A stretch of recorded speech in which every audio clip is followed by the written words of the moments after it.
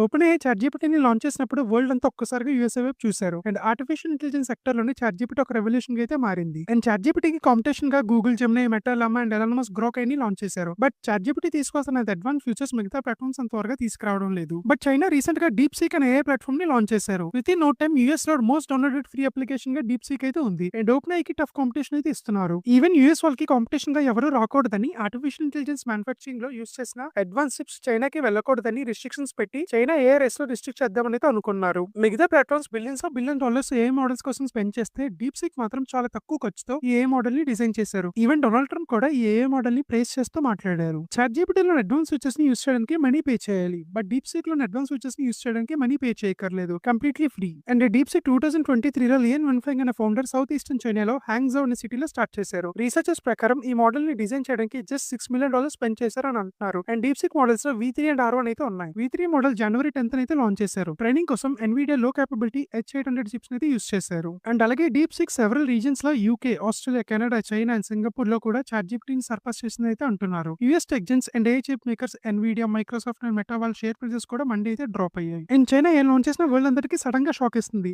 ముందుగా ఏది రివీల్ చేయరు. అండ్ రీసెంట్ టైమ్స్ లో చూస్తే ఆర్టిఫిషియల్ సన్ కూడా లాంచ్ చేశారు. ఇలా మ్యానుఫాక్చరింగ్, టెక్నాలజీ, స్పేస్ ఇలా చాలా కేటగిరీస్ లో వరల్డ్ ఉన్న మిగతా కంట్రీస్ కాంపీట్ అవుతున్నారు.